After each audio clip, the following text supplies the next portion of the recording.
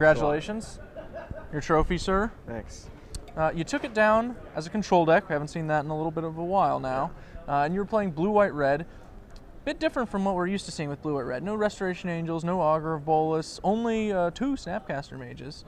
You were really a very creature-light version, leaning on the new kid on the block, Aetherling, as your primary kill mech, and a little bit of a Sumbul Legion too. I think we got to see that. Right. So, what made you decide to go that direction with blue, white, red for this event? Because honestly, I was thinking about Boris Reckoner, which is played a lot in the blue, white, red matchup. It's getting hated out a lot, so I decided to cut them completely. I was faced an American Mirror in round 9 that also ran the Augurs and Snapcasters and Restos heavily. And it also used Moorland Haunt to get the spirits in. It's also good, but the reason why I went with a lot of heavy removal is because I have to deal with things like Sire of Insanity from Jund, and I was really worried about that. And things like aggro decks, I really needed those instant speed kill spells more than the creatures. Sure. Augur of Bolus is pretty good against the creature decks, but obviously against things like Sire of Insanity, that's the exact opposite of where you want to be. Exactly. Investing your mana into something you're just going to lose later on. So that makes a lot of sense, and obviously, you had plenty of answers to things like Sire of Insanity. You had War Leader's Helix, you had Turn and Burn. Turn and Burn, I think, was a really nice card for you over the course of the day, from what I saw. How many of those were you running, and did it play out as expected? I was running 2 Turn and Burn main board and 1 in the side, and I found myself bringing the side one in a lot. It was really, really helpful. The possibility of 2-for-1ing with, if you have a Snapcaster Mage or Aetherling on board, is amazing. The fact that I can kill almost anything in the format instantly is amazing as well. And I brought in. Before Dragon's Maze, I was playing Rapid Hybridization instead. It's a little weaker. Yeah, it's a lot weaker but I needed some way to deal with Obsidat because it was out of range of Spear. So Turn and Burn really just kind of puts it all together. It handles it's a Obsidat, lot handles better. Sire of Insanity, handles pretty much everything. Yeah. Even a Falcon Wrath Aristocrat from time to time. Oh yeah. So that's pretty good.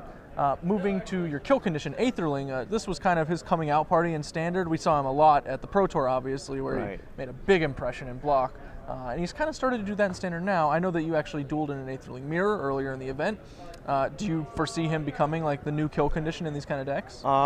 I think so. I think for control, Aetherling's where you want to be because it's inevitable. Like how Obsidat was inevitable in Gatecrash, this is even harder to remove and it does even more damage. Yeah, there's definitely some parallel between them, but Aetherling, way more difficult to get rid of. You just have to be pretty careful about it. And obviously, you're pretty much worried. You had to be excited about that top 8 bracket, right? You had the green-white deck you had to get past in the first round, but that's actually not so bad for you compared to the Augur of Bolus versions.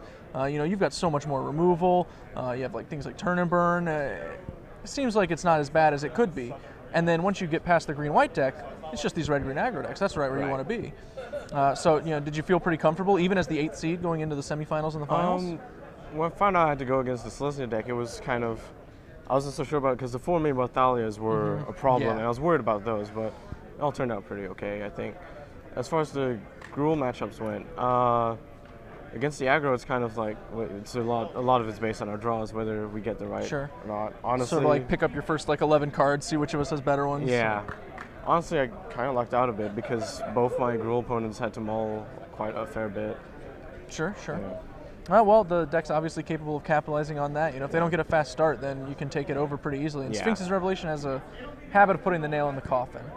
All right, Ken, I know you said you were thinking about playing in the next Standard Open. You don't want to try and back-to-back it this weekend? Or? I don't know. I'm pretty wiped. And the deck takes so long to win. All the matches go almost a time. That's why I'm not sure if I want to play the next You one. got a draw, a natural draw in the or I should say a natural draw in the first tournament, so you had to win out in order to even make the top 8. So I can respect that. It's been a long weekend.